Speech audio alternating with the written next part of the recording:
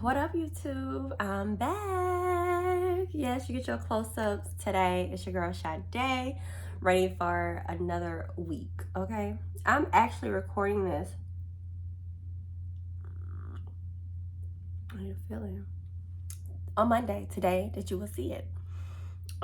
This weekend, after a crazy week last week, I was like, I'll record a podcast Monday when I can. I did not schedule as a high priority because y'all know this is currently something I do just for the fun. This is not a money making. Right now, it doesn't make me money. I just absolutely love doing it. And real estate, y'all, has, oh Jesus, I went from like nothing to like a plethora. God is good, right? And so last week I just had to really take care of a lot of clients that are supposed to close this week. And I just was just like, I'm gonna have to do the podcast when I do the podcast. And then I did the outline, and then Mother's Day, and my husband, my daughter, they were like, well, we're gonna hang out. And so family took priority. And instead of getting this 12 a.m. Monday, y'all probably want to get this 9 a.m. Monday. I mean, at the end of the day, family is important. And it was amazing spending time with them. So now I'm here with y'all because I love my crew. There's balance to that as well. And also, I had an opportunity last week that took up time that was unexpected, but I just had to take it. And I can't wait to share that with you guys. So get excited about that. There's a lot coming. And I'm just praying that I'm only doing the things that God desires me to do, you know. And that's what's most important to me.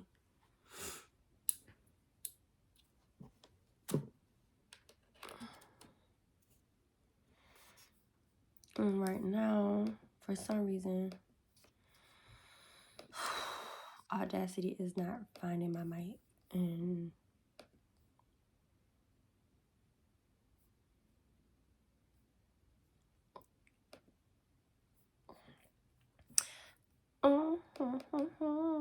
when it hurt, and he answered.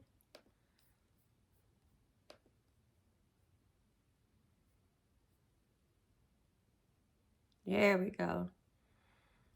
There we go. Mic is on. All right, we're going to get into it. I'm not going to keep y'all no longer. What up, crew? What's good? It's your girl, Sade, ready for another episode of the Crew Book Club podcast. Super ecstatic to be here. God is so good, okay? But my mothers, I hope you guys had an amazing Mother's Day weekend. I know I did. Currently, the comfy dress that I'm wearing was a Mother's Day's gift. It's by one of my favorite brands, Madewell. This is not an ad, but it's extra soft and comfy. It's my little house on the prairie vibes, but I just love it. It's like, it's a little tunic, and I just love comfy, chic clothes. I'm a lover of fashion by default. And I just feel like you can be fly, comfy, and cute all at the same time, and Madewell does that for me. And even just sitting here recording the pod is just a super cute dress to just sit down, plop down, have my coffee, and chill with y'all. And the funny part is, you're going to get this today on this day that I'm recording, which is Monday. Normally the episodes drop at 12 Monday, but you know, you're going to get this probably 9 a.m. I don't know. I just had to realize that, you know, real estate is my priority job. That's my money maker. That's when that keeps the bills on, the lights on, the audio on for you guys.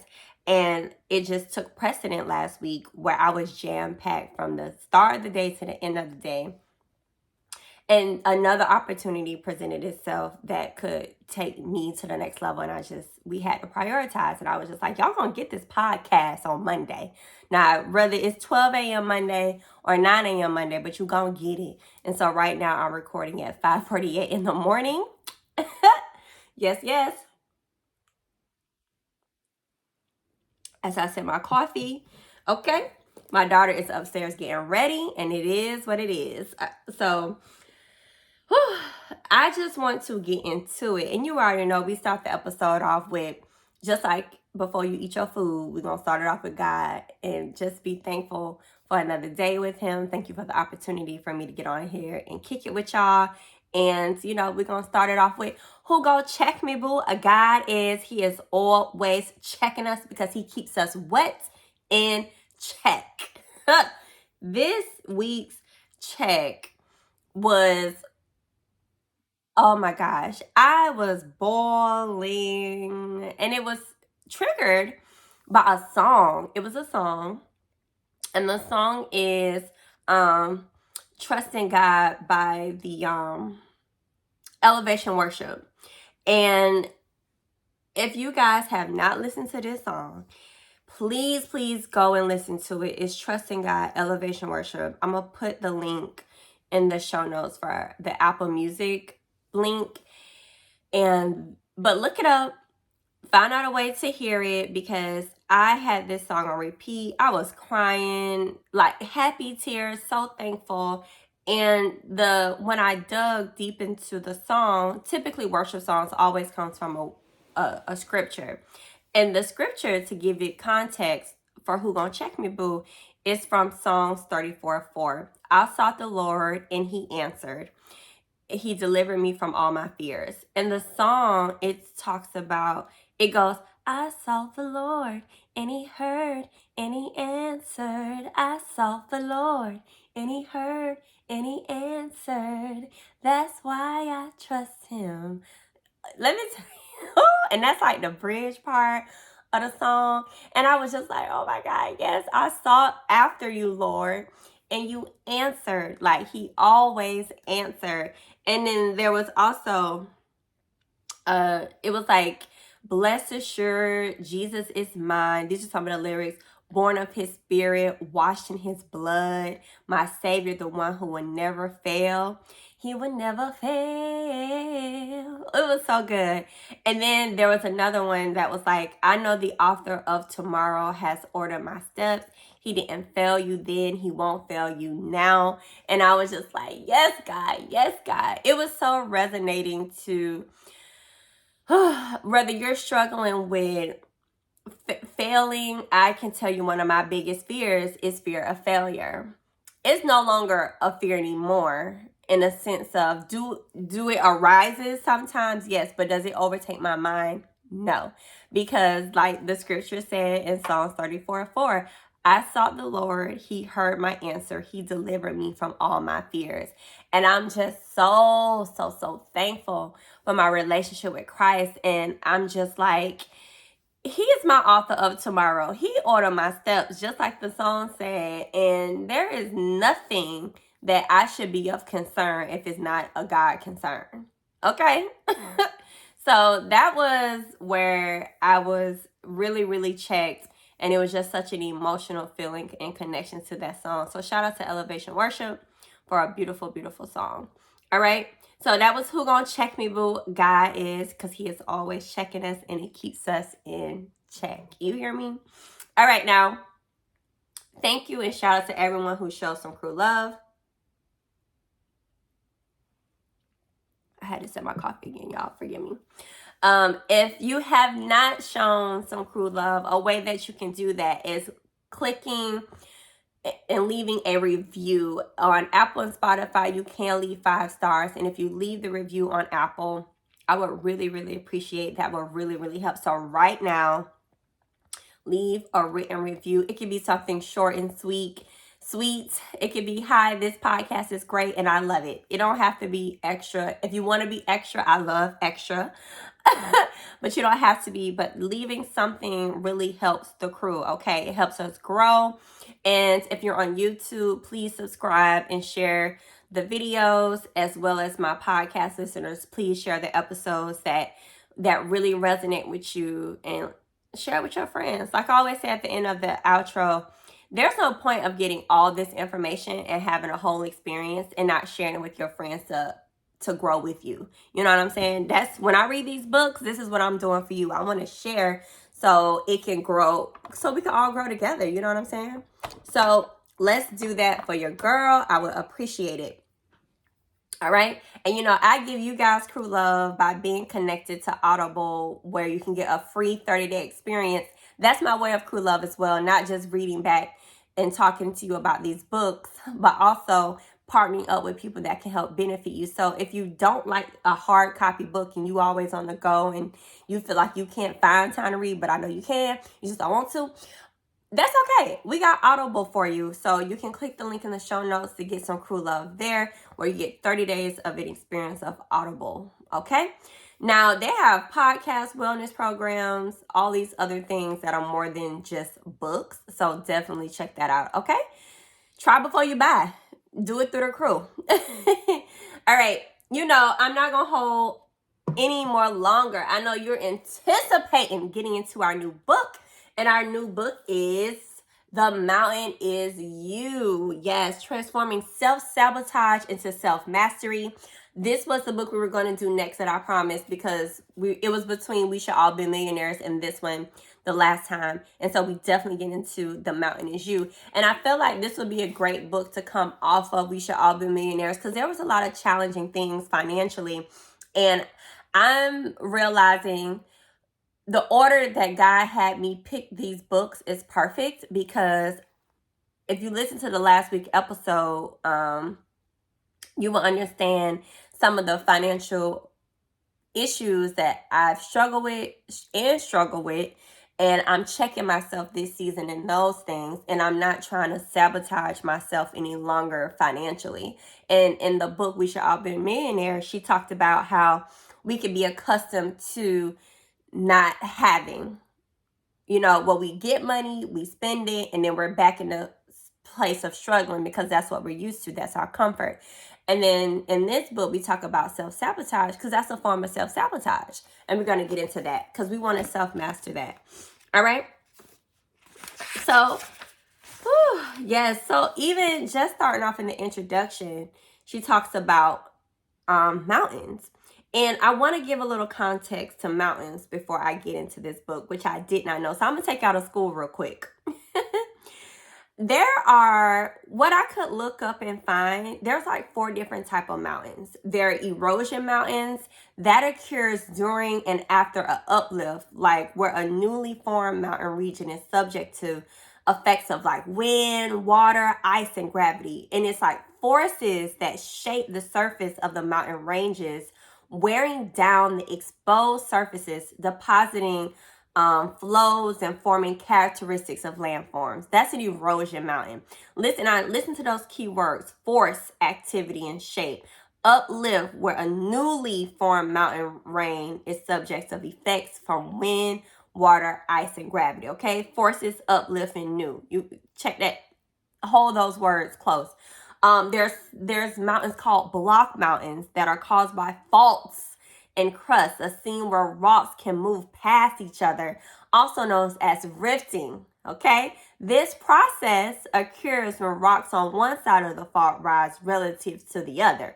Those are block mountains. Listen to the key words: faults, okay, rifting, process, volcanic mountains. These are another type of mountain. Formed with tectonic plate is pushed beneath one another, where magma is forced to the surface. Now, pushed. Oh, Jesus. Come on now. I hope y'all catching it, sis? All right. There's also called fold mountains that occur when 2 tectonic plates collide at a covert plate boundary, causing the crust to over thicken. Collide. You hear those words. And when I was reading these, I can understand why the mountain can be us. The mountain can be us. And how we can be formed and shaped into something new. And at the mountains, without knowing their experience, this that could be the same of with people and how we are built. And when you're going through or coming out of something, you're shifting and shaping into a new form. And as we look at mountains and we awe over them, that's the same as when people don't know what we're going through, where we're shifting and colliding and being forced and being and rifting and going through the process, and we have faults. We are building and shaping ourselves into these beautiful mountains. Oh, I was just like, oh my gosh, this is just another way to see yourself as the mountain being of you, and also the mountain is you, if that makes sense. Okay, so I just wanted to kind of give you a shape and a metaphor of the different type of mountains and how all of them had the words that could be categorized and pertain to us into becoming something beautiful, to stop self-sabotaging, to self-master and become something beautiful with all the things that we go through. Okay, and in the introduction she starts off like, much like nature, life is very often working in our favor, even when it seems like we're only being faced with adversity, discomfort, and change. You know, the breakdown is often just a tipping point that precedes the breakthrough, the moment a star implodes before it becomes supernova. Listen to this. Just as a mountain is, on page 6, just as a mountain is formed when two sections of the ground are forced against one another, your mountain will arise out of coexisting but conflicting needs. Just like these mountains that are pushed together in plates and forced into a new surface.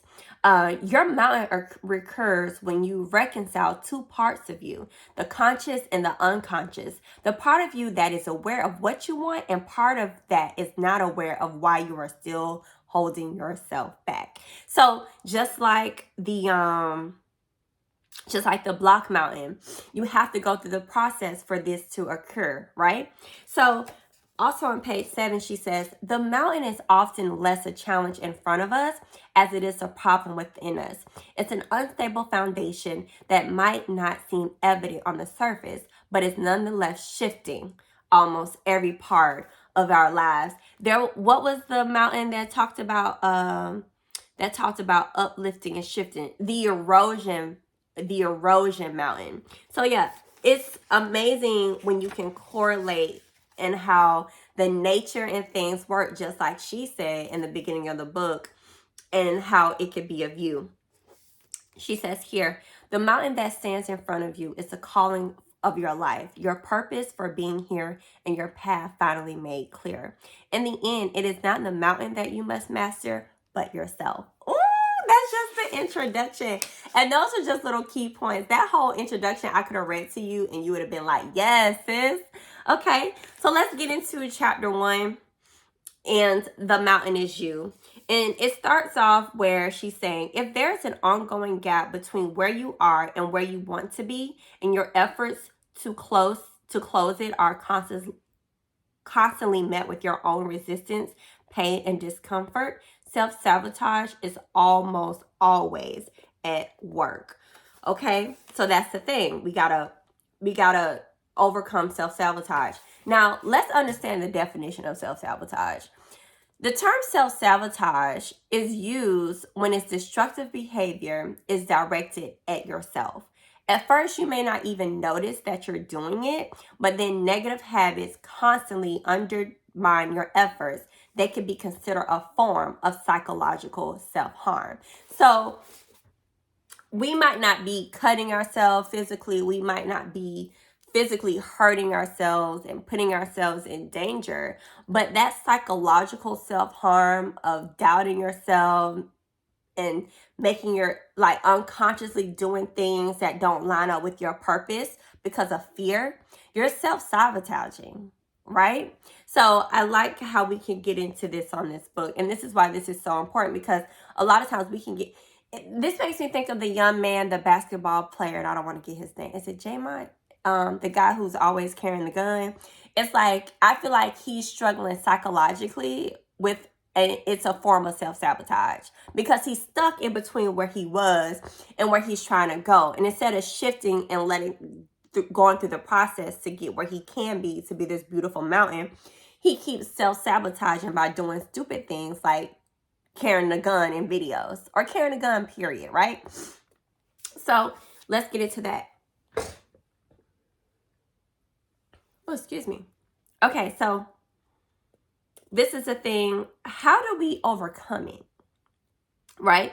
So she talks about this. To overcome this, we must go through a process of deep psychological evacuation. We must pinpoint the traumatic event, release process emotions, find healthier ways to meet your needs, our self-image, and develop principles such as emotional intelligence and resilience. So let's go, y'all. Let's do it. It is no small task, and yet is the work that all of us must do at one point or another. Listen, no one is safe from self-sabotage. I don't care how someone may seem perfect on the outside or what they're doing. We've all had some form of self-sabotage, and this is how we need to continue to overcome it, because every level that you get to, there's going to be something else that's going to challenge you, and you want to make sure you're able to check yourself and self-master so you can recognize when you're self-sabotaging. Okay, so let's go to page 13. And it says, sometimes we sabotage our relationships. And this is from self-sabotage as a coping mechanism. Woo, woo. And this is what I was talking about earlier. Self-sabotage our relationship. Sometimes we sabotage our relationships because what we really want to find ourselves, though we are afraid to be alone. Sometimes we sabotage our professional success because that's what we really want, is to create art, even if it would make us seem less ambitious by society measures. Sometimes we sabotage our healing journey by psychoanalyzing our feelings because doing so ensures we avoid actually experiencing them. Sometimes we sabotage our self-talk because we believe in ourselves. We feel free to get back out into the world and take risks that will leave us vulnerable. I'll say this.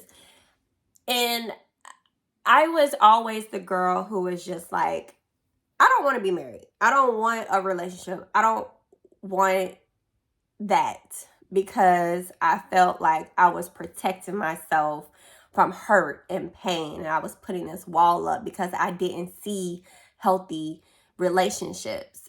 And I think a lot of times, not that I didn't have a lot of relationships. You can ask my friends. I was more so like, I'll hang with you, I'll flirt with you, but I wasn't fucking you. Well, excuse my French, but I wasn't having sex with you, and I wasn't officially dating you. You know what I'm saying? Like, I was just, in high school, I was voted biggest flirt, but I was on the board. I was the treasury, so I let another girl win because I didn't want to be known as the biggest flirt. I just thought that was not cute, but I knew I was, because I wouldn't go to the next level. But I probably missed out on experiences in a way because I couldn't fully let myself be with someone. And I've been married 13 years, and I'm still have some type of wall up in a way, and I'm trying to let those walls down, but it's hard. And then I realized reading this book, I'm like, am I self-sabotaging? Even when I go to therapy, I'm like, am I self-sabotaging this? So I have to reevaluate what that looks like. I can say even when it comes to my success as a realtor, there's times where I made a lot of money and I would go out, spend, and do things, and I was self-sabotaging my career because the fear of success, consciously, I would sabotage because I didn't want to fail. And I felt like if I did not get to a certain level, it would be okay, because I could say, oh, it's okay because I never reached that point anyway. So I'm technically not a failure. So I can see how that could be self-sabotaging. And I hope there's maybe a situation that you can think of and pinpoint and really ask yourself, am I self-sabotaging? You know? Because you're afraid to take the risk, so you stay bound to your comfort. So think you're protecting yourself, but you're actually hurting yourself. Oh, okay. She says also on page 13, in the end, self-sabotage is very often just a maladaptive coping mechanism, a way you give ourselves what we need without actually addressing what that need is. Okay? but like a coping mechanism. Ooh. In reading this sentence, it makes me think of maybe you're someone who is in a relationship you don't want to be in, so you consciously self-sabotage relationship hoping the other person ends it, so that way instead of expressing to the person, listen, I don't want to be with you, and you don't want to face the conversation, so you stay in it and then you self-sabotage it to make it work in that favor when you can just be honest about how you feel and keep moving and move forward. Or that job that you're sabotaging because, like they said, you want to go out and create art and do other things, but you're trying to keep a standard what society says should be success. So you stay in that job that you really don't want to be in, and then you end up self-sabotaging yourself because you're not happy. Okay. And I like that. I like that the way she's explaining it and the way I'm receiving it again as I read it. Okay, so she says, we are merely numbing our desires and giving ourselves a little taste of temporary relief when we self-sabotage. Okay, so there's other sections in here. There was one about self-sabotage comes from irrational fear. It was another about self-sabotage comes from unconscious and negative associations. And then the one I want to touch base on was self-sabotage comes from what's unfamiliar. And this is where I'm experiencing it now. The podcast has a form of success because a lot of the people who are listening are DMing me, letting me know what you're doing is amazing. They see what I'm doing. They love what I'm doing. And I'm like, okay, I don't want to self-sabotage this because it's unfamiliar. So I have to check myself when I'm having negative thoughts if I should keep going or should I quit. I recently had a friend that was doing a podcast and they're no longer doing it. And I'm just like, oh my gosh, I don't want to not do this because it was associated with a financial gain and it's something unfamiliar, and they feel like, well, if I don't succeed by this date, then I'm quitting. And I'm like, no, keep going, because you can do it because you love it, not because it's attached to a bag. But I also can't project how I feel about it, and I don't know what they're experiencing either. But I don't want to sabotage myself because it's unfamiliar. Okay, so she says, self-sabotage is very often a simple product of unfamiliarity. And it's because anything that is foreign, no matter how good, will always be uncomfortable until it is also familiar. This often leads people to confuse the discomfort of the unknown with being wrong or bad or omnuous. However, it is simply a matter of psychological adjustments. So when I think about the financials that I'm having to face and combing, what Chelsea calls combing through your finances and looking at the credit card bills and seeing where you're spending your money on. When we talked about how I printed all of my banking statements and really saw where my money was going. It's like these aren't, and trying to label, oh, this is wrong, this is bad. No, this is discomfort, but it's going to help catapult me into a better situation because I'm facing what is unfamiliar. All right, so Gay Hendricks calls this your upper limit or your tolerance of happiness. Did y'all know that? You got a tolerance of happiness? This is why you come to the crew. This is similar to what other psychologists refer to as a person's baseline or their set of predisposition that they eventually revert back to even if certain events or circumstances shift temporarily. Listen closely, y'all. Small shifts compound over time can result in permanent baseline adjustments. However, they often don't stick because we come up with our own upper limits. We put limits on ourselves. The reason we don't allow those shifts to become baselines is because as soon as our circumstances exceed beyond the amount of happiness we're accustomed to, we find ways, both conscious and unconscious, to bring ourselves back to feeling what we're comfortable with. Even if it's good, even if we're happy. Relationships, the moment it gets uncomfortable, you want to go back to the regular way of doing things when it's actually an opportunity for you to push through, right? to greater happiness and not putting a limit on it, or being in a successful situation like the gentleman who plays the basketball who keeps getting caught with the gun. It's like, don't set yourself to the limit of happiness where you start to self-sabotage it. Don't do it to yourselves. But then it's like a form of settling. That's what I had broke down. It's like you're so happy, but you don't want to keep going because you're scared that it's all going to fall at the waistline. So don't settle on that either. And I like how Brianna, the author, placed it. She's like, we are programmed to seek what we've known. Even though we think we're after happiness, we're actually trying to find whatever we're most used to. Okay? So that's why I tell people you have to get comfortable with the uncomfortable and embrace it, because at every level, there's going to be adjustments and uncomfortable. Uncomfortable is waiting for you every turn you make. You're either going to be uncomfortable doing the things that's going to make you happy, or you're going to be uncomfortable not doing the things that's going to not make you happy. And I would rather be uncomfortable doing the things that make me happy than uncomfortable wishing and hoping and, oh, I wish I was doing the things that were making me happy. But that's going to come with being uncomfortable, okay? So let's get into page 19. It says, in other cases, your limiting beliefs might come from wanting to keep yourself safe. So this could be a form of protection and putting that wall up. How I was saying in relationships, I would not go to a certain level because I was trying to protect myself. But protecting myself could also leave me missing out on opportunity too. All right. And she says here on page 19 as well, to truly heal, you're going to have to change the way you think. You're going to have to become very conscious of negative and false beliefs and start shifting to mindset that actually serves you. Okay, that's what we're going to have to do. Shift to a mindset that actually serves us, crew.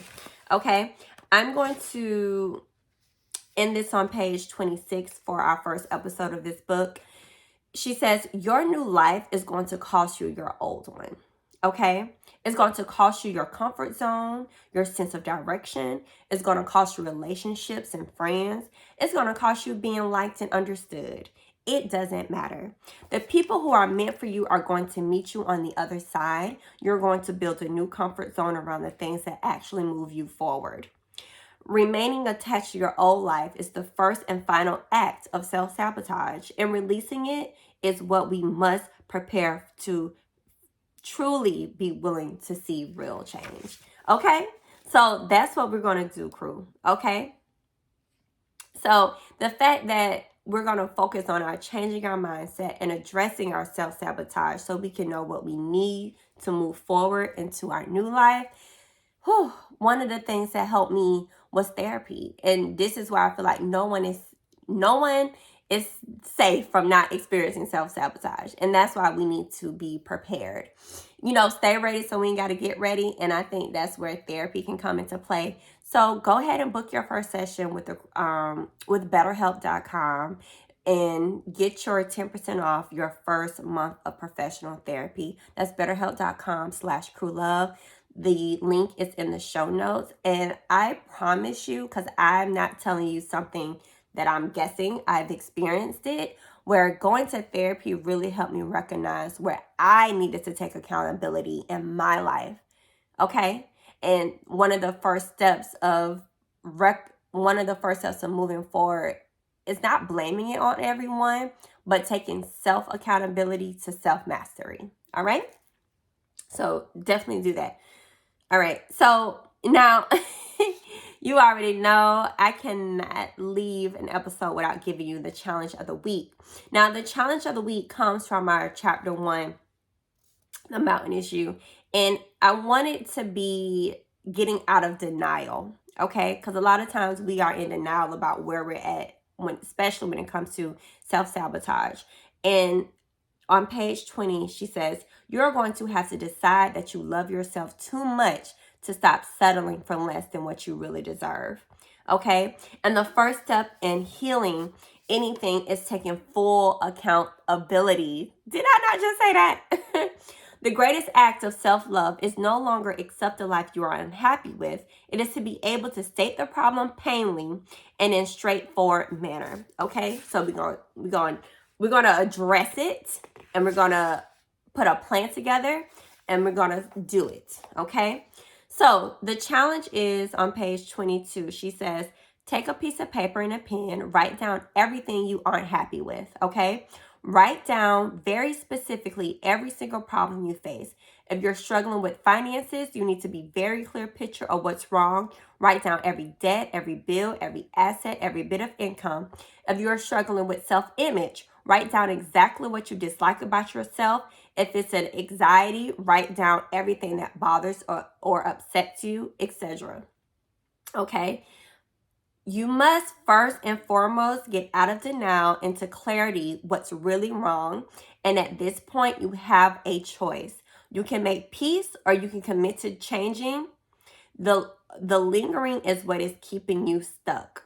Okay? So, you guys have a choice. And at this moment, you're going to make the choice whether you're going to stay stuck and settle, or if you're going to pull yourself together and make peace and commit to the change. Okay, that's what I need you to do. So this week's challenge is to get out of denial and commit to the change. All right. And you definitely want to order this book, because this is the type of book, like every book that we read, if you want to listen to it on Audible first, then get the book. But I definitely highly recommend ordering the book so you can highlight and do the exercises and the questions that are asked in any of the books that we get. Okay, so that link will be in the show note as well to be able to order the book. And I hope you enjoyed the first part of the book, the introduction, and in chapter 1 of The Mountain Is You. It's a very powerful book, and let's transform, you guys. All right, so you already know we got What Would the Crew Do? Ask advice. You can email the crew at thecrewbookclub@gmail.com, or you can DM at the Crew Book Club on TikTok, Instagram, our YouTube channel, and ask some advice. So the advice this week, it's delayed. It's so delayed. This topic is so old, but they had asked me what did I think about the Ebony K. Williams thoughts on dating a bus driver. And I'm not going to read the whole thing because y'all probably already know the story. I really just felt like it's preference. I feel like things were taken out of context. Y'all know I'm a fan of Ebony K. Williams. I even DM her and I said, I appreciate you standing 10 toes down. I don't think there's nothing wrong with challenging our community to be owners. And y'all don't heard me saying on here, whether you working a 9 to 5, I still feel like you should have ownership in some form or fashion. If you're working, like I gave the example of someone who does hair on the weekends, you should still have an LLC and have your name as an owner. Like our ancestors have fought for ownership. We just the same right that we go out to vote because our ancestors died and fought for voting. I feel like that's the same view on ownership. They died and fought for us to be owners. So go and be owners. You have the opportunity to be an owner. That doesn't necessarily mean that you cannot not work the 9 to 5, but the goal of ownership or operating ownership should be the goal. And if you feel like it's not for you, then dating someone who is about ownership and entrepreneurship in the way that she is or I am, you know what I'm saying? That may be not somebody we would want to entertain because they wouldn't really relate or connect with me in that way. Not saying that I wouldn't date someone who doesn't love. I'm just saying when you're married with someone, there's a level of support and understanding that comes with it. And if I'm on my ownership tip and you're not, maybe that's something that we're not going to be able to connect on. So I think it's an individual thing. But I'm happy that she stood 10 toes down on what she stated. And it is what it is. You can drive and own the bus for all I darn care, or be the owner of the bus, but doing other things outside of just that to build up your family and life. Because we all know just working a regular 9 to 5 is not going to put us in a position to have generational wealth. And I feel like that was the point that should have been taken, not whether someone is settling to date a bus driver. I don't think that was a narrative she was trying to portray. And so, yeah. Thanks for the question. Y'all know I will talk and discuss anything if you guys DM me or email thecrewbookclub@gmail and see what would the crew do. All right. So that is our episode. Let me give you your quote of the week. And the quote of the week, I chose two. And they came from the book The Mountain Is You by Brianna Wiest. And one was from page 8. Your old self can no longer sustain the life you are trying to lead. It is time for renovation and rebirth. The second quote was from page 18. What you believe about your life is what you will make true about your life. Okay? So let's believe that we're going to have a great, prosperous, peaceful, joyful life. Okay? And that we will no longer sit in any situation that is not going to elevate us, and we are in the business of renovation and rebirth, crew. All right, thanks for hanging with the Crew Book Club podcast. I will see you all right here next week. Hey.